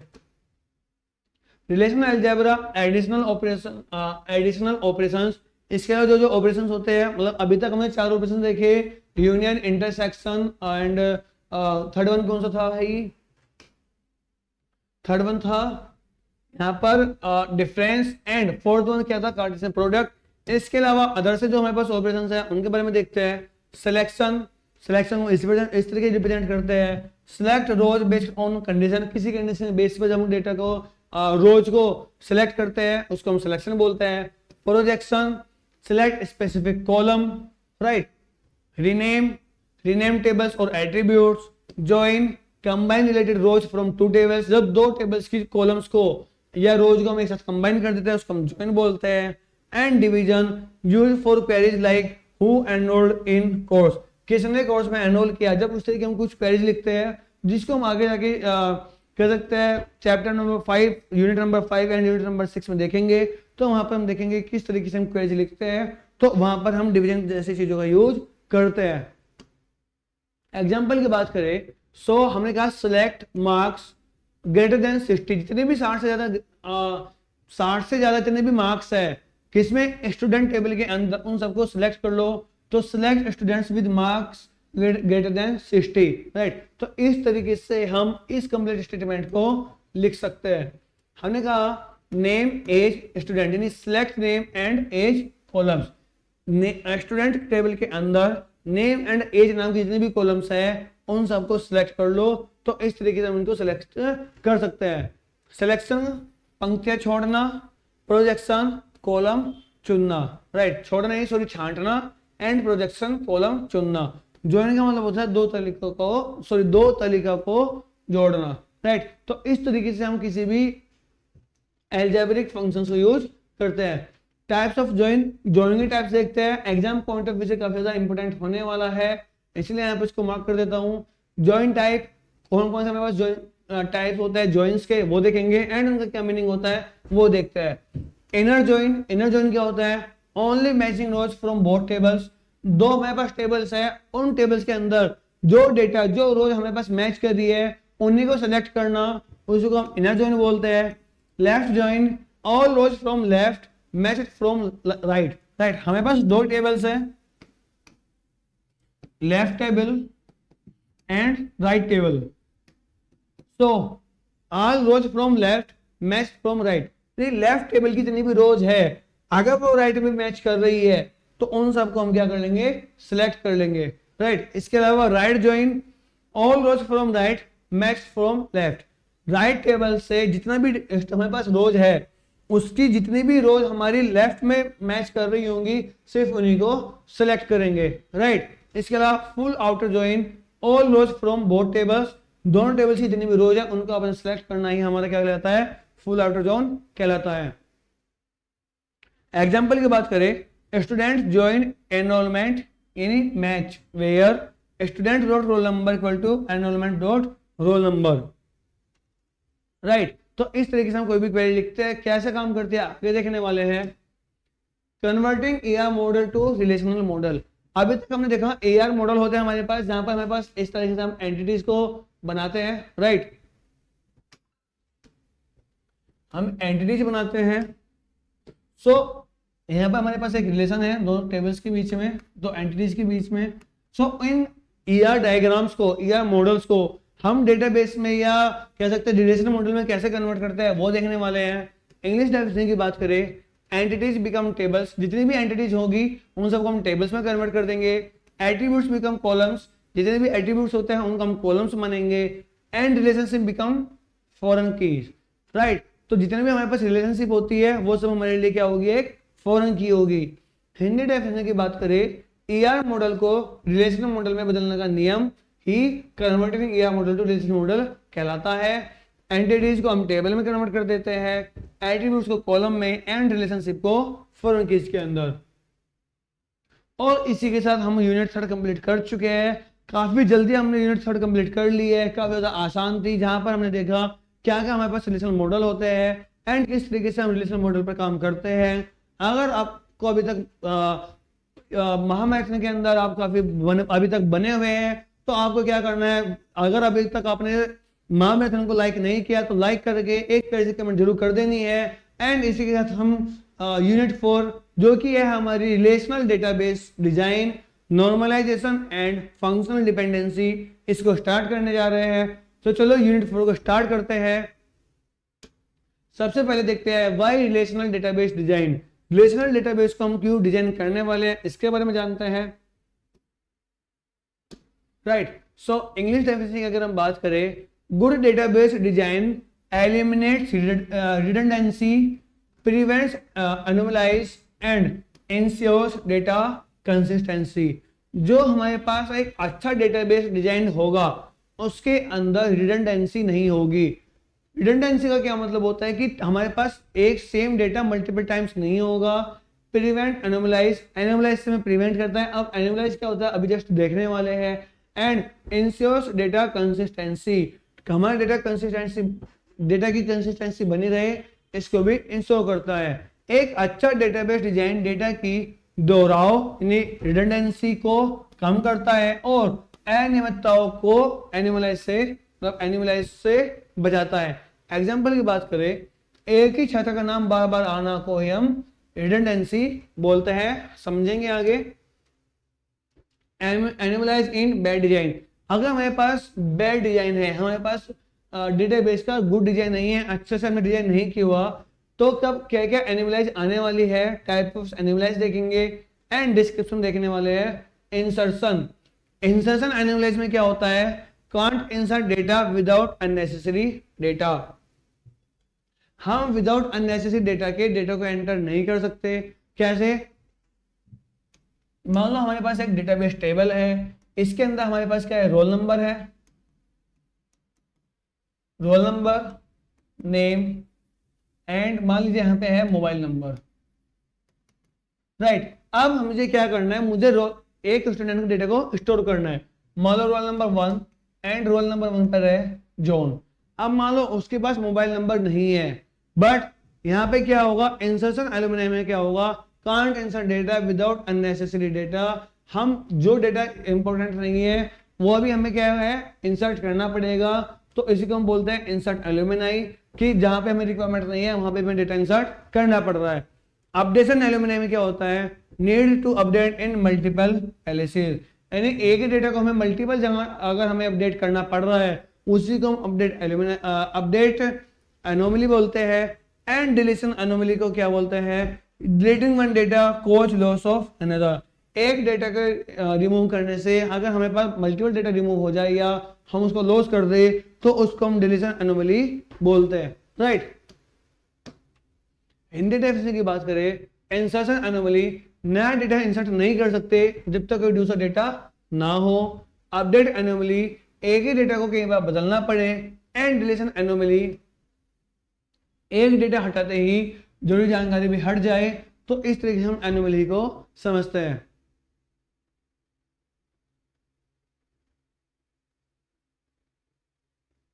राइट, आगे बढ़ते हैं नॉर्मलाइजेशन के ऊपर कि नॉर्मलाइजेशन क्या होता है।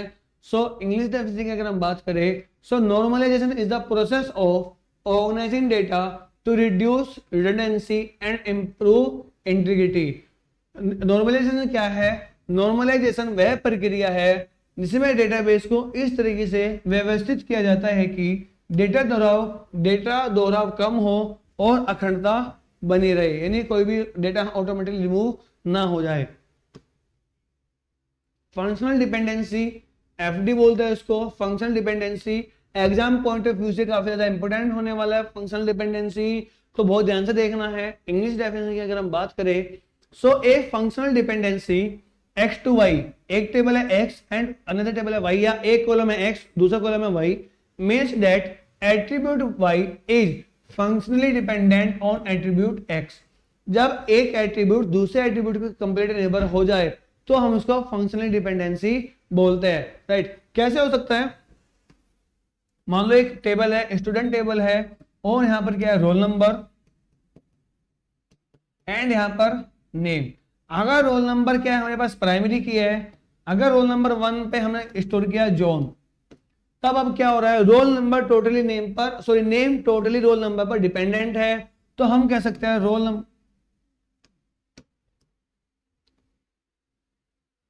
राइट। सो हम कह सकते हैं रोल नंबर पर डिपेंडेंट है कौन? नेम। नेम टोटली डिपेंडेंट है रोल नंबर के ऊपर, तो हम इसी को फंक्शनल डिपेंडेंसी बोलते हैं। यदि किसी डेटा टेबल में एक कॉलम x से कॉलम y का मान निश्चित हो तो इसे x टू y कहा जाता है। इसका मतलब होता है कि x to y means that attribute y is functionally dependent on attribute x, कि एट्रीब्यूट जो y है वो फंक्शनली डिपेंडेंट है फंक्शनल एट्रीब्यूट x के ऊपर। जैसे roll number and name, so name roll number के ऊपर फंक्शनली डिपेंडेंट है, राइट। एग्जांपल की बात करें, रोल नंबर नेम पर डिपेंडेंट है, सेम एग्जांपल हमने वहां पे भी लिया है, ए रोल नंबर से नेम तय हो जाता है, right. Types of functional dependencies काफी ज्यादा इंपॉर्टेंट है एग्जाम पॉइंट ऑफ व्यू से। कितनी तरह की हमारे पास फंक्शनल डिपेंडेंसी होती है? Trivial FD, non trivial functional dependency, transitive functional dependency and multi valued functional dependency. So trivial functional dependency में क्या होता है? y is a subset of x, example role number name, and roll number name दोनों मिलकर role number के ऊपर dependent है, इसी को हम ट्राइवल फंक्शनल डिपेंडेंसी बोलते हैं। y is not subset of x, example role number name पर डिपेंड, नेम रोल नंबर के ऊपर डिपेंड कर रहा है, इसी को हम नॉन ट्राइवल फंक्शनल डिपेंडेंसी बोलते हैं। x to y and y to z, तो x क्या है z पर भी डिपेंडेंट रहेगा। जैसे हम मैथ्स के अंदर सेट्स पढ़ते हैं, हमारे पास 3 कॉलम है, column A, column B and column C. अगर ए हमारा बी पर डिपेंड, सो बी ए पर डिपेंडेंट है एंड सी बी के ऊपर डिपेंडेंट है, तो हम कह सकते हैं कि सी हमारा ए के ऊपर भी डिपेंडेंट रहने वाला है, इसी को हम ट्रांजिटिव फंक्शनल डिपेंडेंसी बोलते हैं। And multi value function dependency, one X has many Y independently, right. तो इस तरीके से हम फंक्शनल डिपेंडेंसी टाइप्स को जानते हैं। हिंदी संकेत की बात करें, ट्रांजिटिव मतलब जैसे गणित में अगर a टेंड्स टू b और b टेंड्स टू c है तो a टेंड्स टू c भी मान्य है, राइट। अब देखने वाले हैं 1NF, काफी ज्यादा इंपॉर्टेंट है। आपको बता दूं 1NF से ज्यादा इंपॉर्टेंट मतलब 1NF, 2NF, 3NF, BCNF, 4NF and 5CNF, sorry 5NF, काफी ज्यादा सभी जितने भी नॉर्मलाइजेशन फॉर्म है ये काफी ज्यादा इंपॉर्टेंट है। एग्जाम में एक लॉन्ग क्वेश्चन 100% आता ही आता है, तो काफी ज्यादा ध्यान से देखना है।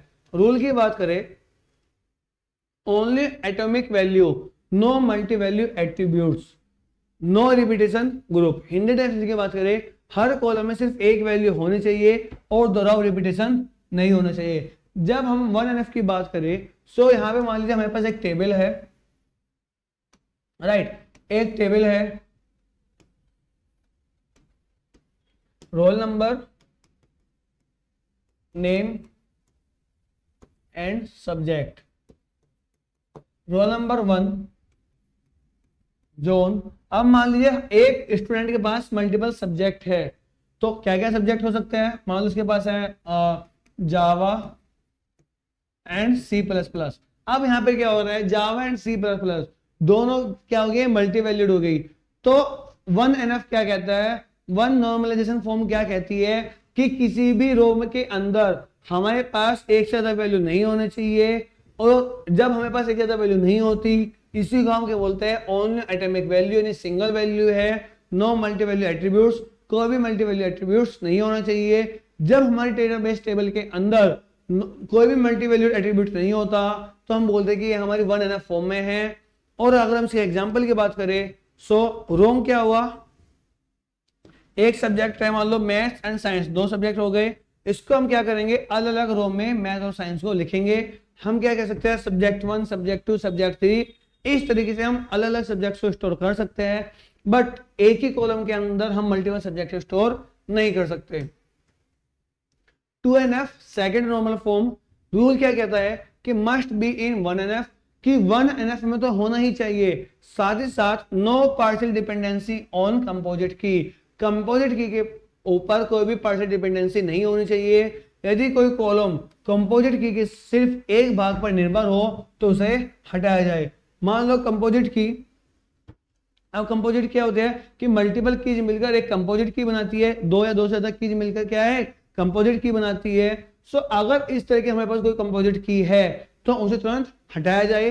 जैसे एक टेबल है, टेबल के अंदर रोल नंबर एंड सब्जेक्ट दोनों मिलके एक मार्क्स को बता रहे हैं, राइट। मान लो हमें किसी स्टूडेंट के मार्क्स देखने हैं, हमें उसके रोल नंबर एंड सब्जेक्ट दोनों को जब हम एक साथ देखेंगे उसके ब्याह पर हम उसके स्टूडेंट के मार्क्स पता लग पा रहे हैं, तो कहीं ना कहीं इसकी ये रोल नंबर एंड सब्जेक्ट दोनों मिलके क्या हो गए, कंपोजिट की हो गए। तो इस तरह की चीजों को हमें रिमूव करना है। इस तरह की कंपोजिट की हमारे पास नहीं होनी चाहिए, मतलब कंपोजिट की के ऊपर निर्भर नहीं करना चाहिए। Name depends only on roll number, move it to new table. इसमें हम क्या करेंगे, एक रोल नंबर बनाएंगे, एक टेबल बनाएंगे। अन्यथा हम रोल नंबर एंड सब्जेक्ट की एक अलग से टेबल बना सकते हैं, मतलब एक टेबल के अंदर हम मल्टीपल कॉलम्स नहीं बनाएंगे। हम ट्राई करेंगे कि कहीं पर भी कंपोजिट की के ऊपर कोई भी एक कॉलम डिपेंड ना रहे। इंपोर्टेंट, पार्शियल डिपेंडेंसी को पहचानना जरूरी है। 3NF की बात करें, सो मस्ट बी इन 2NF।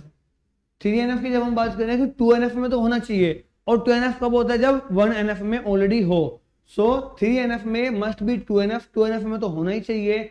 इसके अलावा नो ट्रांजेक्टिव डिपेंडेंसी, ट्रांजेक्टिव डिपेंडेंसी नहीं होनी चाहिए। यदि कोई कॉलम प्राइमरी की पर नहीं बल्कि किसी और नॉन की पर निर्भर हो तो यह ट्रांजिटिव डिपेंडेंसी होती है। एग्जाम्पल की बात करें, roll number department ID roll number पर डिपेंड कर रही है, and department name department ID पर डिपेंड कर रहा है। सो डिपार्टमेंट नेम को अलग टेबल में ले जाया जाए, राइट। तो इस तरीके की कहीं भी अगर डिपेंडेंसी आ रही है तो इस तरह की डिपेंडेंसी को हमें रिमूव करना है, जिसको हम 3NF यानी थर्ड नॉर्मल फॉर्म बोलते हैं। इसके अलावा बॉयज कोड नॉर्मल फॉर्म, जिसको हम BCNF भी बोलते हैं, काफी ज्यादा इंपॉर्टेंट है। एग्जाम में तो आपके जो पूछा जाएगा, या तो आपसे 3NF पूछा जाएगा, या BCNF पूछा जाता है, या 4NF पूछा जाता है। लगभग 3 ही NF पूछे जाते हैं, तो तीनों काफी ज्यादा इंपॉर्टेंट होने वाले हैं। Boys code normal form BCNF क्या होती है, एक stronger version of 3NF। 3NF का एक स्ट्रॉन्गर वर्जन है। For every non trivial FD, सभी नॉन ट्राइवल फंक्शनल डिपेंडेंसी के लिए x अगर y पर डिपेंडेंट है, y अगर x पर डिपेंडेंट है, सो x must be A super की। x हमारी एक सुपर की होनी चाहिए। हर फंक्शनल डिपेंडेंसी के लिए LHS लेफ्ट हैंड साइड एक सुपर की होना चाहिए, राइट। BCNF से 3NF के बीच का अंतर, 3NF में कभी कभी नॉन सुपर की भी अलाउड होता है, लेकिन BCNF में नहीं। तो इस तरीके से 3NF और BCNF में डिफरेंस पूछ लिया जाता है आपसे। एंड 3NF क्या होता है एंड BCNF क्या होता है ऑलरेडी मैं डिस्कस कर चुका हूं। आगे बढ़ते हैं हम 4NF एंड 5NF के पास। ब्रीफ इंट्रो की बात करेंगे क्योंकि एग्जाम पॉइंट ऑफ व्यू से कम इंपोर्टेंट है। एग्जाम में 3NF एंड BCNF भी पूछा जाता है। सो 4NF क्या होता है, removes multi value dependencies, and 5NF removes joint dependency. जब एक एट्रीब्यूट स्वतंत्र रूप से बार बार आता हो वह 4NF में ठीक किया जाता है। जैसे हमने मल्टी वैल्यू की बात की तो मल्टी वैल्यू तो नहीं होना चाहिए। एंड 5NF बहुत ही रेयर और कॉम्प्लेक्स क्वेरीज में यूज होती है। इसको हम यहाँ से हटा देते हैं, MCQ में पूछा जाता है। आपके पास MCQ नहीं आएंगे तो इसको यहाँ से हटा देते हैं, राइट। सो इसी के साथ साथ हम यूनिट 4 भी कंप्लीट कर चुके हैं, और हम आज के इस डेटाबेस की महामैराथन में हमने 4 यूनिट्स को कंप्लीट कर लिया है। Unit 1 database system concept and data modelling, unit 2 data model, unit 3 relational model, and unit 4 relational database design. So आज की इस महामैराथन के अंदर हम डेटाबेस के इन 4 यूनिट्स को कंप्लीट कर चुके हैं। आज इसके साथ हम अपना पार्ट 1 भी कंप्लीट कर चुके हैं। जल्दी ही पार्ट 2 भी आपके पास आने वाला है। तो अभी तक अगर किसी ने इस वीडियो को लाइक नहीं किया तो जल्दी से इस वीडियो को लाइक करके अपने सभी दोस्तों के साथ जरूर शेयर कीजिएगा, जिससे उनको भी भला हो सके और वो भी एक वीडियो देख करके एक कंप्लीट महामैराथन के साथ साथ वो महामैराथन देख करके उसको अच्छे से पास हो सके। सो आज का लेक्चर कैसा लगा, आज की महामैराथन कैसे लगी, आपको क्या करना है कमेंट्स में जरूर बताना है। और आप कहां से इस महामैराथन को देख रहे हो ये भी आपको जरूर कमेंट्स के अंदर बताना है। सो आज की इस महामैराथन को यहीं पर समाप्त करते हैं। वीडियो कैसे लगी वीडियो को लाइक करके कमेंट जरूर कीजिएगा, एंड आज की इस महामैराथन को यहीं पर समाप्त करते हैं। अगर अभी तक आपने चैनल को सब्सक्राइब नहीं किया तो चैनल को सब्सक्राइब करके बेल आइकन जरूर प्रेस कीजिएगा। आज की इस वीडियो में इतना ही। जय हिंद, जय भारत।